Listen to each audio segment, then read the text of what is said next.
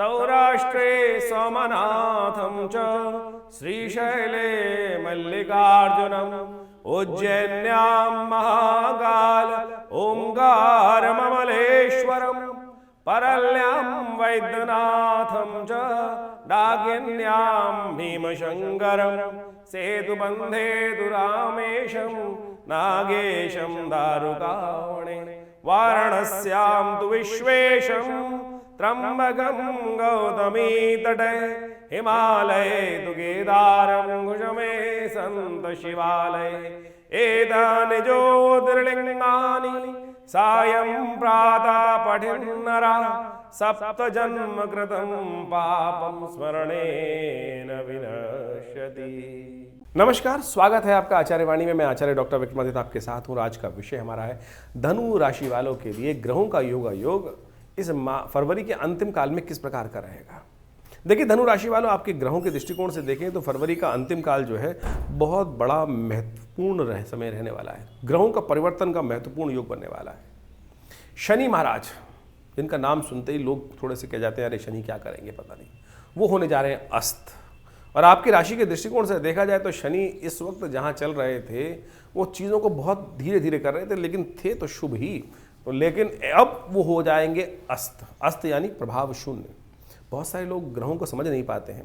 पिता पुत्र एक साथ चल रहे हैं, सूर्य और शनि का योग एक साथ चल रहा है, और शनि महाराज, सूर्य जब भी शनि के पास आते हैं तो उनको अस्त कर देते हैं, यानी आकाश मंडल में वो ग्रह दिखना बंद हो जाता है। आकाश मंडल में सूर्य जब बड़ा एक लाइट जल रही होती है उसकी तरफ देखते हो तो क्या होता है, उसके पीछे कुछ दिखाई नहीं देता आपको। तो ऐसे ही जब आकाश मंडल में सूर्य के बिल्कुल पास में कोई ग्रह आ जाता है तो वो दिखना बंद हो जाता है, लोप हो जाता है। और इस बात को शब्दों के माध्यम से तो लोगों ने पता नहीं क्या क्या कर दिया है। कोई एक महान ज्योतिषी जी हैं जो अपने आप को कहते हैं, उन्होंने तो लिख दिया शनि अंधे हो रहे हैं। अरे ऐसा नहीं है, ग्रह अस्त नहीं होता है, सम्मान करना चाहिए। ग्रह जो हैं हमारे देवता हैं, उनको विशेष तौर पर प्रभाव को हमें समझना चाहिए। शनि महाराज अस्त होने जा रहे हैं तो उनका प्रभाव जो है वो आपकी राशि में कई मामलों में लोप हो जाएगा। तो ऐसे में समझें, शनि महाराज आपकी राशि में यहाँ पर थोड़ा सा आलस्य भी उत्पन्न करते दिखाई दे रहे थे, चीज़ों को डिले कर रहे थे। अब उनके प्रभाव से वहाँ चीज़ों में कई प्रकार का परिवर्तन का योग आपको स्वयं देखने को मिल सकता है। बुध भी परिवर्तन की तरफ जा रहे हैं आपकी राशि के दृष्टिकोण से। बुध महाराज अपनी एक विशेष राशि में प्रवेश करेंगे, उदय हो जाएंगे। अस्त चल रहे थे, वो उदय होंगे और उदय होने के बाद परिवर्तन का योग करेंगे इसी फरवरी के अंतिम काल में। मंगल महाराज जो लगातार नेगेटिव चल रहे थे, लगातार वक्री स्थिति में चल रहे थे, वो अब सीधे रास्ते पे बहुत तेज गति से आगे बढ़ने की तरफ बढ़ेंगे और ये करीब अप्रैल तक मार्गी रहने वाले हैं। और ये कई मामलों में आपके रास्ते को खोलते दिखाई देंगे। लेकिन ध्यान रखिएगा, आपको रेवोल्यूशनर बना सकते हैं मंगल। या आपकी राशि के दृष्टिकोण जहाँ चल रहे हैं, एकदम आपके अंदर क्या होगा, आपको अस्त सजा के करेंगे भाई मैं कम कर देता हूँ सामने आकर। बिल्कुल थोड़ा सा ध्यान रखने की ज़रूरत है। इसमें झगड़ों में नहीं फंसना है भाई, मंगल की पॉजिटिव यूज़ करना है। लेकिन अननेसेसरी क्या है कि आप समझ जाए मैं खड़ा हो जाऊंगा, बिल्कुल चीज़ें जो चल रही हैं, लोग गलत काम कर रहे हैं उनकी गर्दन काट दूँ। अरे नहीं भाई, स्थिति मनोविचार को ध्यान रखना, ये थोड़ा बवाल करने वाले हो सकते हैं ग्रह। तो आप समझो सिलसिलेवार तरीके से ग्रह आपके साथ क्या करेंगे। यदि हम बात करें 24 तारीख का दिन सोमवार का दिन है, एकादशी तिथि है, और साथ साथ मंगल पूरी तरह से इस दिन परिवर्तन का योग बनाने वाले हैं। विजय एकादशी का योग बन रहा है। यदि जीवन में कोई कष्ट चल रहा हो, मुकदमे इत्यादि छोड़ ना रहे हों, विजय पढ़ने के योग नहीं बन रहे हों, तो कहा जाता है इस दिन भगवान विष्णु की पूरी पंचोपचार पूजन करना चाहिए, व्रत रखना चाहिए। शालिग्राम जी का पूजा पंचोपचार पूजन, ओम नमो नारायणाय पुरुष सूक्त के द्वारा उनका यज्ञ इत्यादि करने से जीवन के जो कष्ट चल रहे होते हैं, जो कई बार हार मिल रही होती है, एक नई शक्ति का सृजन आपके अंदर हो सकता है ग्रह नक्षत्रों के माध्यम से। इस दिन विशेष तौर पर मंगल मार्गी होने का योग जो बना रहे हैं वो आपके लिए कहीं ना कहीं कल्याणकारी योग बना सकता है, चीज़ों को आपके फेवर में लाने के योग बना सकता है। तो आगे बढ़ने का आपको प्रयास करना चाहिए। ग्रह नक्षत्रों के दृष्टिकोण से ऐसा योग बन रहा है। यदि हम बात करें 25 तारीख की, मंगलवार का अवसर है, द्वादशी तिथि विद्यमान है, और ग्रह नक्षत्रों के दृष्टिकोण से जो ये योग बनकर तैयार है आपकी राशि के दृष्टिकोण से, ये बड़ा महत्वपूर्ण योग बनता दिखाई दे रहा है आपके लिए। ग्रह परिवर्तन की तरफ जा रहे हैं और ये ग्रहों का परिवर्तन जो है वो आपके लिए बहुत ही कल्याणकारी साबित हो सकता है। ऐसे में गुरुजन माता पिता का आशीर्वाद लेकर, जिसमें भी आशीर्वाद का अभाव से कार्य होने वाला अभाव लग रहा है, तो गुरुजन माता पिता का आशीर्वाद लेकर कार्य करो, चीज़ें प्राप्त होने के योग बन सकते हैं। भौम प्रदोष है, ऋण संबंधी समस्या चल रही हो तो इस दिन ऋण मुक्ति के लिए भगवान की उपासना कर लेनी, ऋण मुक्ति स्तोत्र का पाठ करना चाहिए। इस दिन बुध महाराज उदय होने जा रहे हैं। जो विशेष तौर पर आपकी राशि के तृतीय भाव में चलते हुए बुध हैं, जो आपको नया एक इनोवेशन दे सकते हैं, नया विचार मन में ला सकते हैं। शनि अस्त हो गए और वहीं चलते हुए बुध जो है वो उदय हो गए हैं, परिवर्तन की तरफ बहुत तेजी से आगे भाग रहे हैं। तो बहुत सारे नए विचार मन में उदय होने के योग बनते दिखाई देंगे। इसका लाभ आपको अवश्य लेने का प्रयास करना चाहिए। हनुमान जी की सुंदर आराधना करें, हनुमान चालीसा का पाठ करें, सुंदरकांड का पाठ करें। मंगलवार का अवसर है, भौम प्रदोष का योग है, तो आपके लिए कल्याणकारी रहेगा। 26 तारीख बुधवार का अवसर, महाशुभ पर्व, महाशिवरात्रि का पर्व। समस्त प्रकार के हमारे यहाँ 3 रात्रियाँ बड़ी महत्वपूर्ण कही गई हैं, होलिका महारात्रि, दीपावली महारात्रि, शिव महारात्रि। ये फागुन की चतुर्दशी जो योग बनता है, ये शिव महारात्रि है, समस्त कष्टों को दूर करने वाली रात्रि मानी जाती है। ग्रह नक्षत्रों के दृष्टिकोण से समय आशीर्वाद लेने का है, आशीर्वाद प्राप्त करने का आपको सुंदर प्रयास करना चाहिए। भगवान की कृपा से आपके बहुत सारे कष्ट दूर होने के योग बन सकते हैं। ग्रह नक्षत्रों के दृष्टिकोण समझें तो बृहस्पति की पूर्ण दृष्टि इस वक्त चंद्रमा पर विराजमान हो गई है और ये आपके लिए बड़ा अद्भुत लाभ का योग बनाती दिखाई दे रही है। और ऐसे में यदि श्रद्धा के साथ इस सुंदर योग में आपकी राशि के दृष्टिकोण से आप आराधना कर लें भगवान शिव की, तो आशीर्वाद अल्टीमेट तो भगवान त्वमेव माता च पिता त्वमेव बंधु च सखा त्वमेव, आशीर्वाद। शिवरात्रि का पर्व भी इतना बढ़िया है और आपकी राशि योग है, इस वक्त आशीर्वाद से मेवा मिल सकता है। तो ऐसे में कोशिश करें पहले शिवरात्रि को समझें क्या है, और यदि आशीर्वाद मिल गया भगवान शिव का तो समस्त प्रकार से कल्याण के योग बनेंगे आपके लिए। शिवरात्रि का महापर्व इस बार 26 फरवरी को है और इस विशेष 26 फरवरी को आप समझें भगवान शिव की सुंदर आराधना का बड़ा महत्व है। भगवान शिव की विभिन्न शास्त्रों में आदिदेव के रूप में पूजा की जाती है और वो आदिदेव जो है ना सदा कल्याण करने वाले हैं। भगवान शिव की कथा शिवरात्रि के संबंध में समझें कि शास्त्रों में बड़ी विचित्र विचित्र कथाएं उपस्थित हैं। एक कथा तो बहुत ही विचित्र है और उसको प्रैक्टिकल रूप में बहुत सारे लोग समझ भी नहीं पाते हैं। आज हम कोशिश करते हैं आपको वो वास्तविक तौर पे समझाएं। एक कथा चलती है ना कि लकड़हारा था, रात में जंगल में उतर के रुक गया था, रात में जंगल में चला गया और जब उसको शेर इत्यादि विभिन्न जीवों की रात को आवाज़ आ रही थी तो उसको डर लगा, तो किसी ना किसी रूप में पेड़ पर चढ़ गया वो, और पेड़ पे चढ़ गया तो देव कृपा से वो देवयोग से वो जो बिलपत्र का पेड़ था, बिलपत्र के पेड़ पे कांटे भी होते हैं, कांटे चुभते थे, उसको हिलता था और बिलपत्र गिरते थे भगवान शिव के वहाँ नीचे। बाई चांस देवयोग से क्या था, शिवलिंग विद्यमान था भगवान शिव का, और शिवलिंग पर पत्ते उसके हिलने के कारण से गिरते थे। अब लोगों के मन में ये प्रश्न उठ सकता है, बहुत सारे लोग हैं जो बहुत बुद्धिजीवी हैं और बहुत ज्ञान रखते हैं, वो बोले जी हम तो चढ़ते देखा है बिलपत्र हिलाते हैं तब भी पत्ते नहीं करते। भाई फागुन का महीना है, पतझड़ का महीना चल रहा होता है और पतझड़ के महीने में यदि कोई बिलपत्र तोड़ने जाए तो हल्के से हाथ लगाने से ही वो पत्ते झड़ जाते हैं। तो शास्त्र में कथा कहीं गलत नहीं लिखी है भाई, शास्त्र में बिल्कुल प्रमाणित तौर पे लिखी गई है कि बिल्वपत्र के पेड़ पे जैसे ही वो चढ़ा तो रात्रि भर उसको डर तो लग रहा था कि आसपास, और ऊपर वाले का नाम तो ले ही रहा होगा, भगवान का नाम तो सब कोई लेते रहते हैं, वो नाम भी चल रहा था भगवान का। जिस भी उसको अब लकड़हारा रहा होगा तो संस्कृत तो शायद नहीं आती होगी बहुत सारे लोग, लेकिन जिस भी रूप में प्रभु का नाम तो चल ही रहा था और हिलने के कारण से वो बिल्वपत्र भी स्वाभाविक रूप से उसके प्रयास से गिर गिर कर नीचे शिवलिंग पर। देवयोग कृपा कैसे होती है, जब किस्मत जागनी होती है तो कैसे रास्ता बन जाते हैं, हम कहाँ कैसे घेर घोट के पहुँच जाते हैं। वो लकड़हारा भी वहाँ पहुँच गया और उसने जब हिलने के कारण से सुबह भोर काल तक वो नित्य भगवान का सुंदर अभिषेक चलता रहा। कैसे चलता रहा, बिल्वपत्रों के पत्तों के द्वारा अभिषेक चलता रहा। सुबह भगवान शंकर साक्षात उपस्थित हुए, उनका दर्शन, उसको लाभ प्राप्त हुआ और भगवान ने मनोरथ सिद्ध किए। तो आप भी अहरनिश, ये जागने की वेला है, जागरण की वेला है और इस शिवरात्रि की वेला पर यदि बड़ी श्रद्धा के साथ भगवान शिव का जो चारों पहर की पूजा है ना, वो यदि श्रद्धा के साथ की जाए तो कौन सी मनोकामना पूर्ण नहीं होती। ये सत्य माने, समस्त प्रकार की मनोकामनाएं पूर्ण के योग बन जाते हैं। तो आप अवश्य इस शिवरात्रि पर आनंद भाव से जो भी मंत्र याद है आपको, ओम नमः शिवाय मंत्र तो याद ही होगा, लेकिन शुद्ध रूप से कर लें तो बहुत अच्छा रहेगा। कई लोग ओम नमो शिवाय बोल देते हैं, कुछ और बोल देते हैं, कोई ओम लगाता ही नहीं है। मंत्र पंच जो मंत्र है, जो पंचाक्षरी मंत्र है जिसको कहा जाता है, वेद का ही मंत्र है, ओम नमः शिवाय। इस मंत्र का अवश्य जप करें, भगवान की कृपा से इनके द्वारा ही करें। यदि रुद्राष्टाध्यायी का पाठ करते हुए भगवान का शिव का अभिषेक दूध से, दही से, घी से, भस्म रूप के करके उन सब का अभिषेक करने की सुंदर व्यवस्था बना सकें तो उसका तो कहना ही क्या है। समस्त मनोरथ सिद्ध करने के लिए सुंदर सुंदर रूप से शास्त्र में इतनी सुंदर सुंदर प्रमाण उपस्थित है कि अनेक अनेक प्रकार के शिवलिंग हैं। सबसे बढ़िया श्रेष्ठ जो पूजा की जाती है पार्थिव शिवलिंग की। जो कहा जाता है कि मिट्टी की बना हुआ शिवलिंग, वो जीवन के यथार्थ को भी समझाता है। भगवान के यथार्थ जीवन को समझकर यदि उसकी रूप से पूजा आनंद भाव से कर ली जाए तो समस्त मनोरथ सिद्ध होने के योग बन जाते हैं। शिवराज विजय कल्प में तो इसके बारे में अद्भुत कथा उपस्थित है कि भगवान शिव का शिवलिंग के रूप में जब पूजन आरंभ हुआ, कहा जाता है बड़ी लंबी चौड़ी कथा आती है शास्त्र के अंदर। एक बार बड़ी विचित्र कथा है, हमने कई बार लोगों को के समक्ष कथा को रखा भी है। शिवराज विजय कल्प के अंदर जो कथा आती है, एक बार भगवान ब्रह्मा को इच्छा हुई कि मैं संसार को मैंने रचा है और संसार को देख कर आऊँ कि किस प्रकार से संसार चल रहा है।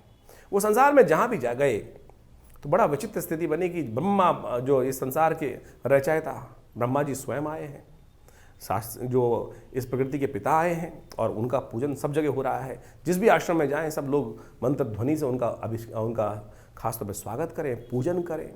और धीरे धीरे जैसे पूजन होता गया, कहा जाता है कि ब्रह्मा जी का अहंकार भी बढ़ता चला गया और वो सब जगह उपस्थित होते होते कहा जाता है कि सब लोकों पे घूमते घूमते जब अंत में विष्णु लोक पहुँचे, भगवान विष्णु योग निद्रा में शेष शैया पर उस शीश सागर के अंदर विश्राम कर रहे थे, योग निद्रा में थे।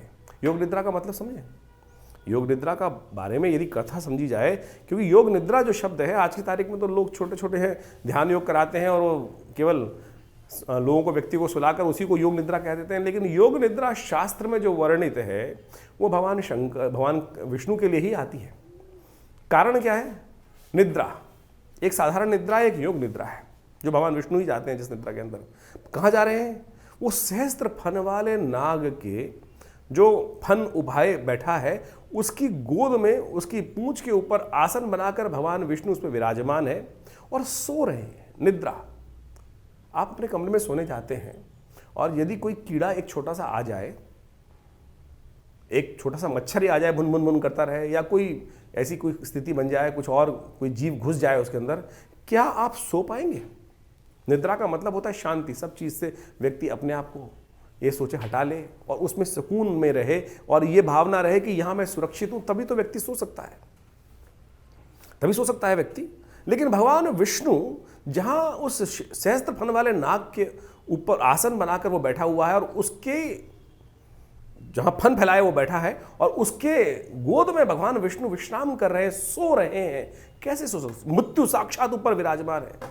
वो भगवान योग निद्रा में, योग माया की कृपा से भगवान जो कथा आती है दुर्गा सप्तशती के अंदर, जिसमें कहा गया है कि ब्रह्मा की जो प्रार्थना करते हैं, विश्वेश्वरीं जगद्धात्रीं स्थिति संहार कारिणीं निद्रां भगवतीं विष्णुरुतलां तेजसा प्रभो ब्रह्मोवाच तुम स्वाहा तुम स्वाहा।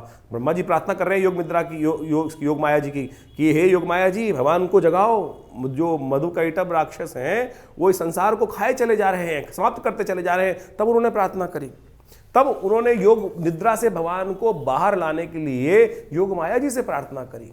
तो यहां योग माया जी से प्रार्थना करें, लेकिन उससे पूर्व जो घटना घटी, जिसके अंदर कहा गया कि भगवान विष्णु योग निद्रा में विश्राम कर रहे थे, तो वहां पर ब्रह्मा जी जब पहुंचते हैं वहां पर, तो कहा जाता है कि ब्रह्मा जी को अहंकार हो चुका था सब जगह घूमते घूमते कि सब संसार के रचयिता भगवान ब्रह्मा के रूप में जब वहां उठ रहे थे, तो ब्रह्मा जी ने कहा विष्णु जी तो उठे नहीं, इस संसार का रचयिता तुम्हारा पिता यहां उपस्थित हुआ है। ब्रह्मा जी ने जब ये वाक्य बोला तो भगवान विष्णु निद्रा से धीरे धीरे बाहर जागे और बोले मेरा पिता? उन्होंने कहा ब्रह्मा जी आप मेरे नाभि कमल से उत्पन्न हुए तो आप हमारे पुत्र हुए, हम आपके पुत्र नहीं।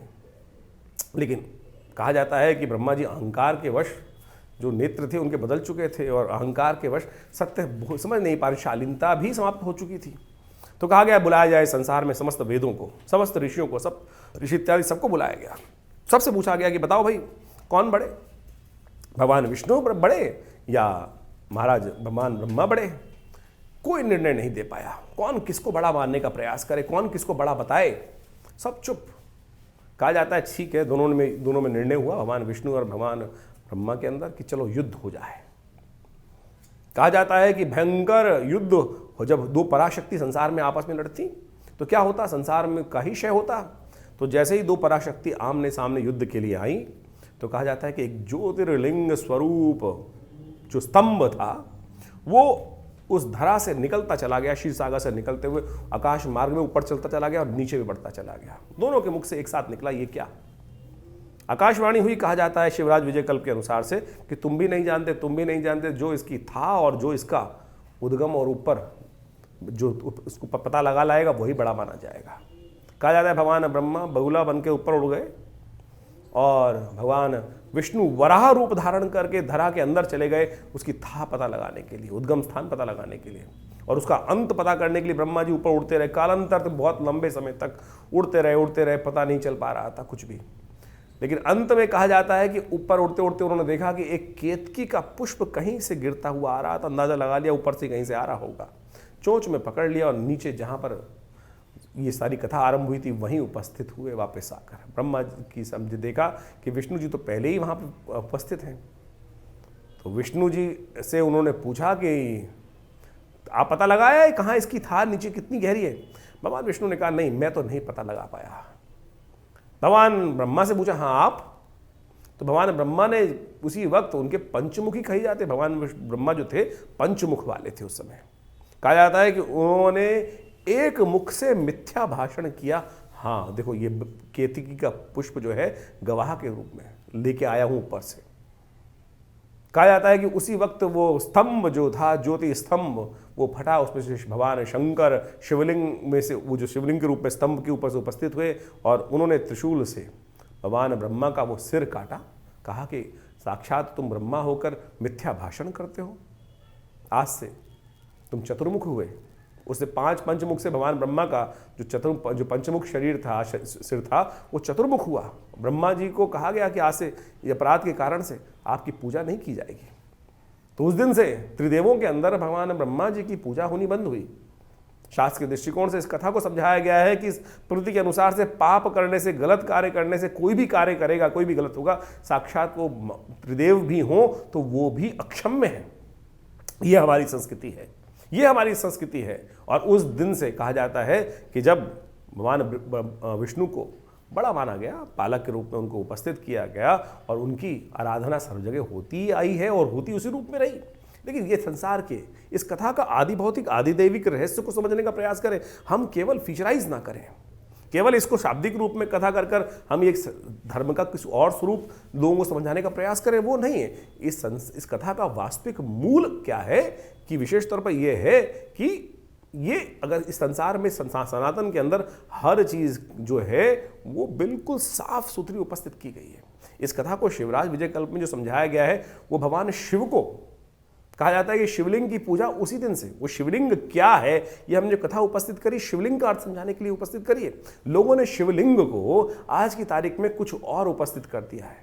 शिवलिंग वास्तविक तौर पर उस दिन से उस शिवलिंग का प्रादुर्भाव हुआ जो ज्योतिस्तंभ के रूप में उपस्थित था, जिसके जो बीच में आके खड़ा हो गया था। शिवलिंग भगवान शिव का कुछ और स्थिति नहीं है, इसको जो गलत लोग उपस्थित कर देते हैं, वो चिन्ह मात्र है, ईश्वर का चिन्ह है, एकेश्वरवाद का प्रतीक है। उसके हाथ पैर आंख नाक कान जरूरत नहीं है उसको चलने की, वो चले बिन पाद पैर के चलता है, बिन कान के सुनता है, बिन नेत्रों के देखता है, सर्वरूप हर रूप में उपस्थित है, कण कण में उसकी उपस्थिति है। इस रहस्य को हमको समझने का प्रयास करना चाहिए।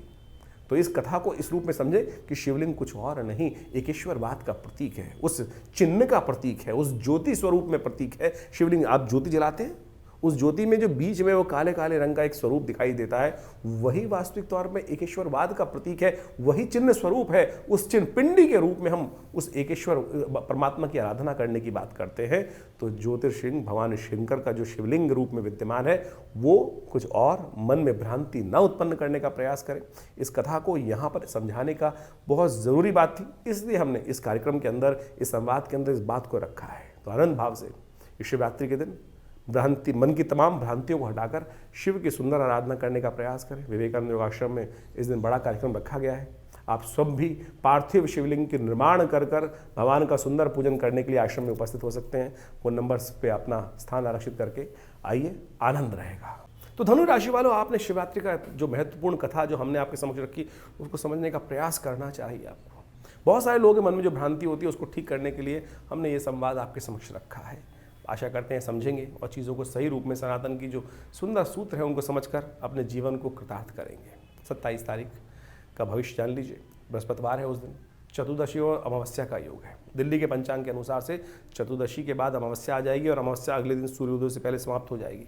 तो ये अमावस्या का योग जो फागुन में आती, फागुनी अमावस्या होती है, बड़ी महत्वपूर्ण मानी जाती है। कहा जाता है ग्रह नक्षत्रों के दृष्टिकोण से योग जो बन रहा है आपके लिए बड़ा महत्वपूर्ण बन रहा है। चंद्रमा पराक्रम वाले भाव में जाकर विराजमान हो रहे हैं और ये आपके लिए नया रास्ता खोलते दिखाई दे रहे हैं। स्वार्थ से मनोरथ सिद्ध होने के योग आपकी राशि में इस वक्त बनते दिखाई दे रहे हैं। इसमें बहुत ज़्यादा मंगल जो इस वक्त योग बना रहे हैं ना आपके लिए, वो संसार में काम करते दिखाई दे रहे हैं। जनमानस की बहुत अच्छी अच्छी बातें आपके मन में आ सकती हैं, लेकिन थोड़ी सी बात अपने लिए भी सोच लें तो अच्छा रहेगा। तो ऐसे में ग्रह योग जो बन रहा है, बुध भी परिवर्तन की तरफ जा रहे हैं। बुध पराक्रम वाले भाव से निकलकर आपके शुक्र के साथ, उच्च के शुक्र के साथ विराजमान हो जाएंगे। एक तरह से एक समझें कि जैसे बुध जो है बुध तो नीच के हो गए, लेकिन उच्च के शुक्र के साथ विराजमान है, तो बुध का जो नेगेटिव प्रभाव है वो पॉजिटिव हो गया। बहुत सारे सूत्र समझ, कोई उच्च के ग्रह के साथ योग बना लेता है तो कहा जाता है कि वो ग्रह भी नेगेटिव भाव को छोड़ देता है। तो बुध का नेगेटिव भाव भी इस वक्त, यानी चीज़ों को ऑर्गेनाइज करने के लिए मुझे दिखाई देता है, हमें दिखाई देता है, आपको रास्ता बनता दिखाई देगा। बुध कई दिनों से उठा पटक के योग बना रहे थे, अब बुध आगे निकल चुके हैं सूर्य से और राशि परिवर्तन कर चुके हैं। अपनी नीच राशि में होने के बावजूद भी उच्च राशि वाले ग्रह के साथ विराजमान हो गए, शुक्र के साथ विराजमान हो गए, तो ये बहुत अच्छा है। बस राहु का उपाय करिए, कभी कभी राहु के मंत्र के निमित्त बिल्ली को दूध पिला दिया कीजिए, ये अच्छा योग बनेगा आपके लिए। और इस दिन अमावस्या के दिन ये परिवर्तन का योग बन रहा है, तो कोशिश ये करें उड़द के दाल के पकवान बनाकर दही इत्यादि के साथ, पूरी इत्यादि के साथ ब्राह्मण भोजन कराने का प्रयास करें, गरीबों को भोजन कराने का प्रयास करें, यह आपके लिए बहुत महत्वपूर्ण रहेगा। 28 तारीख शुक्रवार का अवसर, और इस दिन फागुन का महीने का कृष्ण पक्ष आरंभ होकर शुक्ल पक्ष, जो कृष्ण पक्ष समाप्त हो गया, शुक्ल पक्ष आरंभ हो रहा है। और ये ग्रहों का योगा योग आपके लिए नया उत्साह वर्धन करने का योग बनाता दिखाई दे रहा है। ये जो विशेष तौर पर ये महीना जो फागुन का चल रहा है, इसमें जो कृष्ण पक्ष खराब होकर शुक्ल पक्ष आरंभ हुआ है, बड़ा उत्साह का योग है। होली आने वाली है, सुंदर रूप से कृष्ण की उपासना करके, नारायण की उपासना करके आप अपने समस्त कष्टों को दूर करने का योग बनाए, कल्याण होगा। ग्रहों का योगा योग आपने समझा। जिस प्रकार से ये फागुन का महीना है और इस फागुन के महीने में विभिन्न प्रकार के योग बनते हैं, आध्यात्मिक दृष्टिकोण से ये फागुन का महीना बड़ा अद्भुत बोला जाता है। तो यदि हम भारतीय पंचांग के अनुसार से बात करें तो अंतिम मास माना जाता है। ये ऐसा महीना है कि जो आनंद की तरफ ले जाता है। प्रकृति प्रस्फुटित हो रही होती है, प्रकृति में विभिन्न रंग प्रस्फुटित हो रहे होते हैं। आनंद का, प्रेम का, समर्पण का, आध्यात्मिक उन्नति का, विशेष तौर पर बड़े विभिन्न प्रकार का महीना माना जाता है। कितने सुंदर उत्सव इस मास में उपस्थित होते हैं। होली, धुलेंडी और तो और शिवरात्रि का महापर्व, भगवान कृष्ण की सुंदर आराधना का पर्व, शिव की सुंदर आराधना का पर्व, ये इस समय विद्यमान होता है। और इस बार तो खासतौर पर फागुन की यदि हम बात करें तो कई ग्रहों का योगा योग बड़ा विचित्र तौर पर बन के तैयार है। इस समय में भगवान शिव की आराधना का तो सुंदर योग बन ही रहा है। कहा जाता है कि एक बार भगवान शिव की सुंदर आराधना यदि उस शुभ योग में कर ली जाए, कथा आपने सुनी, इस कार्यक्रम में हमने वो कथा उपस्थित करी कि कैसे लकड़हारा अनायास ही उस वृक्ष के ऊपर विद्यमान था, हिलता था और उसकी वजह से वो पत्ते गिरते थे और भगवान की कृपा अनायास ही कर्म करने से प्रसन्न हो जाती है। तो सुंदर सोचें कि कितना सुंदर वेला है। अनायास ही हमारे कर्म से भगवान प्रसन्न हो सकते हैं, और जो श्रद्धा के साथ, आनंद के साथ, पूर्ण विवेक के साथ और विश्वास के साथ यदि प्रार्थना करते होंगे तो उनके तो कितने जीवन के दुष्कर्म जो हैं, पाप जो हैं, वो क्षय हो जाते हैं। और ऐसे में ये सुंदर वेला जो विद्यमान है, इसमें कई ग्रहों का योगा योग जैसे हमने आपको वर्णित किया वो बन ही रहा है। कई ग्रह परिवर्तन की तरफ गए। शनि महाराज सबसे इंपॉर्टेंट परिवर्तन की तरफ जो जा रहे हैं वो बहुत महत्वपूर्ण है। शनि अस्त जो हो रहे हैं फागुन के महीने में, जो अस्त होने का योग बन रहा है, जो बना है विशेष तौर पर, वो बहुत ही महत्वपूर्ण है। उसको तो विशेष तौर पर उसका लाभ आपको लेने का प्रयास करना चाहिए। मंगल परिवर्तन की तरफ चले गए और तो और साथ साथ बुध भी राशि परिवर्तन करने का योग बना रहे हैं। तो ये सारों का सारा योग जो है बहुत ही विशेष है। इसके अंदर खास तौर पर एक बात और भी समझें कि ये जो मौसम है, ये परिवर्तन का आध्यात्मिक तौर पर बड़ा महत्वपूर्ण मौसम माना जाता है, परिवर्तन का प्रतीक माना जाता है। बसंत का वास्तविक स्वरूप जो है इसी महीने में प्राप्त होता है। आध्यात्मिक दृष्टिकोण से उन्नति करने के लिए सुंदर मास प्राप्त है। इस समय में कई ग्रहों का योगा योग जो हमने बताया आपको, 5 बृहस्पतिवार का योग बन रहा है। और साथ साथ यदि इस पक्ष की बात करें, प्रथम पक्ष की यदि हम बात करें, फागुन का प्रथम पक्ष कृष्ण पक्ष जो है, इसके अंदर एक छठी तिथि बढ़ी और अमावस्या घट गई। और ऐसे में ये योगा योग जो है, एक ही पक्ष में एक तिथि घट जाना और एक तिथि बढ़ जाना, विशेष तौर पर ये एक विशेष तौर पर थोड़े भाव के लिए, जो लोग कार्य कर रहे हैं, जो बिजनेस कर रहे हैं, कई प्रकार के कार्य कर रहे हैं, उनके लिए बड़ा सावधानी भरा है। व्यवस्थाएं बदल सकती हैं। साथ साथ पूरे विश्व के दृष्टिकोण से हम यदि देखें तो ये फागुन के अंदर जो 5 बृहस्पतिवार का योग बन रहा है, ये कहीं ना कहीं अशांति को भी बढ़ाता है। कहीं ना कहीं कुछ ना कुछ इस वक्त देखें किसी प्रकार की स्थिति चल रही है, युद्ध चल ही रहे हैं, कई बहुत सारी व्यवस्थाओं के अंदर, बहुत सारे देशों के अंदर, पश्चिम देशों के अंदर व्यवस्थाएं चल रही हैं, उनमें कभी भी कोई भी बड़ा घटना घट सकती है और वो विश्व को अशांति की तरफ ले जा सकती है। वहीं यदि हम बात करें कई प्रकार से ग्रहों की और की योगा योग की, मंगल ग्रह परिवर्तन की तरफ बहुत महत्वपूर्ण योग बना रहे हैं और इस मंगल के योग को हमें जीवन में परिवर्तन करने का सुंदर प्रयास जो हमारी राशि के अनुसार से हमने आपको बताया है, ये उपाय बड़े सरल हैं। देखिए, हम इस कार्यक्रम के माध्यम से आपके समक्ष जो ये उपाय बताने का आपको प्रयास करते हैं, वो सीधे साधे उपाय, पौराणिक मत के अनुसार से वो उपाय आपके समक्ष उपस्थित करते हैं। आमतौर पे ज्योतिष की विभिन्न स्थितियां हैं वो ऐसी बन गई हैं योगों के अनुसार से कि वो विशेष तौर पर जो योग बताते हैं कि वो टोटकों में फंसा दिया है, लेकिन हम ज्योतिष के माध्यम से पौराणिक कथाओं को जोड़ते हुए आपके समक्ष वो सीधे साधे प्रयोग जो विभिन्न शास्त्रों में वर्णित हैं।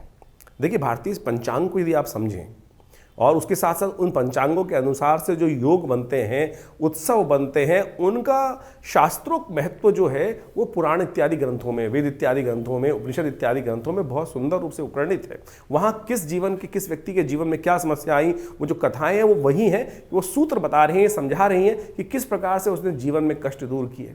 तो आप भी उन रहस्यों को समझने का प्रयास करेंगे तो हम उस दिन के अंदर जो कथा पढ़ी, जो विशेष तौर पर तिथि पढ़ी, उसके अनुसार से कौन सा वार पढ़ा, क्या योग बनाया, किस प्रकार से हम उन चीज़ों को कर कर अपने जीवन के कष्टों को दूर कर सकते हैं, वो हमें समझना चाहिए। लेकिन आज ज्योतिष के अंतर्गत केवल दुकानें खुल गई, किसी ने नग बेचना शुरू कर दिया, किसी ने कुछ और बेचना शुरू कर दिया है। तो आप ये समझें, हम किसी को तिरस्कार नहीं कर रहे हैं। इस संसार में हर पदार्थ का कहीं ना कहीं लाभ है, पत्थर भी, नग भी कहीं ना कहीं लाभ देते हैं, लेकिन सोचे तो सही, क्या वो असली रूप में मिल भी रहे हैं हमको? आप सीधी तरह से हींग लगे ना फिटकरे रंग चोखा हो, जो उपाय हम आपको शास्त्र के दृष्टिकोण से जो बताया, कथा है, व्रत है, आप सोचिए सत्यनारायण की कथा इतनी सुंदर रूप से शास्त्र में वर्णित है, श्रद्धा का समर्पण है, भगवान के समक्ष बैठकर विश्वास से मंत्र जप कर कर हम यदि कार्य कर लें तो क्या दिक्कत लगती है आपको? उसमें परमात्मा भी प्रसन्न होगा, आपका हृदय भी प्रसन्न होगा और जितना अध्यात्म की तरफ जाएंगे, सरलता का कहीं ना कहीं आपके मनोमस्तिष्क में उदय होने का योग बन जाएगा। तो ज्योतिष को इसी रूप में हम समझें तो बहुत कल्याणकारी योग बन सकते हैं। इसके साथ साथ आपकी जन्मपत्री को भी बहुत अच्छे से विवेचना करने की आवश्यकता है। बहुत सारे लोग कई बार कटाक्ष के तौर में कई बात बोलते भी हैं। बहुत सारे लोग बोलते हैं कि भाई आप कैसे पूरे विश्व को 12 राशियों के अंतर्गत बांट सकते हैं? नहीं, बिल्कुल नहीं बांटा जा सकता। लेकिन ज्योतिष के दृष्टिकोण से कहीं ना कहीं गोचर का जो प्रेडिक्शन है वो तो 12 राशियों के अनुसार ही चलेगा, 12 भावों के अनुसार ही चल रहा है और उन्हीं 12 भावों में ग्रहों का परिवर्तन का 12 राशियों के दृष्टिकोण से हो रहा है। तो उसका प्रभाव कैसे निकलट किया जाता है? हाँ, इसका प्रभाव ऐसा ज़रूर है कि जो 8वीं मंजिल पर बैठा है उसको एक अलग प्रभाव महसूस होगा, जो ज़मीन के अंदर है उसको एक अलग प्रकार का प्रभाव महसूस होगा, जो जीवन में जिस आयाम पर है, जिस विशेष तौर पर छोटा है, बड़ा है, गरीब है, अमीर है, उसके अनुसार से उसके परिवर्तन, यानी उसकी जन्मपत्री में किस प्रकार के जब जन्म हुआ, किस प्रकार के योग बन रहे हैं, कौन सी दशाएं चल रही हैं, किस प्रकार से ग्रहों की बेसिक स्थिति है, षडवर्ग में शुद्ध है कि नहीं है, षडबल उसके अंदर किस प्रकार का विद्यमान है, नव जो विशेष जन्मपत्री को जो इंटरप्रिटेशन करने के लिए जो स्थिति बताई शास्त्र के अनुसार से बताई गई है, उनकी भी बहुत बड़ी महत्वपूर्णता रहती है। तो उसके लिए हम समय समय पर आपके साथ बहुत सारे चैनल पर जुड़ते रहते हैं और बहुत सारे लोग अपनी समस्याओं का डिस्कशन करने के लिए आश्रम पर आते भी रहते हैं। तो आप भी इस ज्योतिष को बड़े व्यापक रूप से समझते हुए जीवन के सार को समझने का प्रयास करेंगे तो बहुत अच्छा रहेगा। तो हम जो आपके समक्ष प्रेडिक्शन करते हैं, आपके मन में कोई प्रश्न चल रहा हो चिंता ना करें, आप हमारे इस चैनल के माध्यम से प्रश्न व्हाट्सएप पे भेज सकते हैं। अवश्य हम जल्दी से जल्दी उनके निदान देने का प्रयास करेंगे। बहुत सारे लोगों के प्रश्न आते हैं, उनको प्रश्न निदान भी दिया जाता है। और साथ साथ जो यदि रविवार को आप प्रत्यक्ष रूप से मिलना चाहते हैं तो आश्रम पर सुंदर व्यवस्था रहती है, आप आके मिल सकते हैं। और इस दौरान तो एक बहुत बड़े उत्सव भी रहने वाले शिवरात्रि का महापर्व, जिसके बारे में हमने आपको बताया है। शिवरात्रि का जो महापर्व है वो बहुत सुंदर रूप से, व्यापक रूप से विवेकानंद योगाश्रम में मनाया जाता है। पार्थिव शिवलिंग का सुंदर निर्माण किया जाता है। सबसे श्रेष्ठ शिव की जो पूजा है, आराधना है, वो पार्थिव शिवलिंग के रूप में ही है।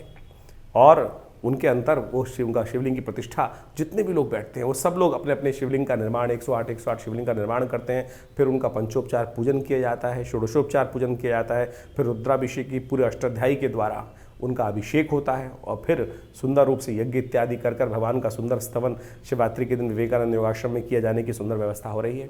आप अपना स्थान उसमें आरक्षित करा सकते हैं और सुंदर रूप से हमारे साथ बैठकर भगवान शिव की सुंदर आराधना उस शिवरात्रि के महापर्व पर करिएगा। देखिएगा बिल्कुल वैदिक रीति के अनुसार से हम सुंदर रूप से उस रुद्रा अष्टाध्यायी का रुद्री का पाठ करते हुए भगवान का सुंदर पूजन चलता है। आप भी यदि उसमें सम्मिलित हो, दिव्य स्थान है, माँ भगवती का सुंदर शिव विग्रह वहाँ उपस्थित है हमारे आश्रम पर दिल्ली में, लक्ष्मीनगर क्षेत्र में विवेकानंद योग आश्रम जो पीताम्बरा पीठाधीश्वर जो भगवान पीठ है भगवती का है, और वहाँ उस पीठ पर भगवती का सुंदर दर्शन कर कर आप अपने कष्टों को दूर करने के लिए भगवती के सामने प्रार्थना भी कर सकते हैं और भगवती सुनती हैं। हमने विशेष रूप से ये सिद्ध स्थली सिद्ध मूर्ति के सामने देखा, हजारों लोग आते हैं और उनकी मनोकामना सिद्ध होती है।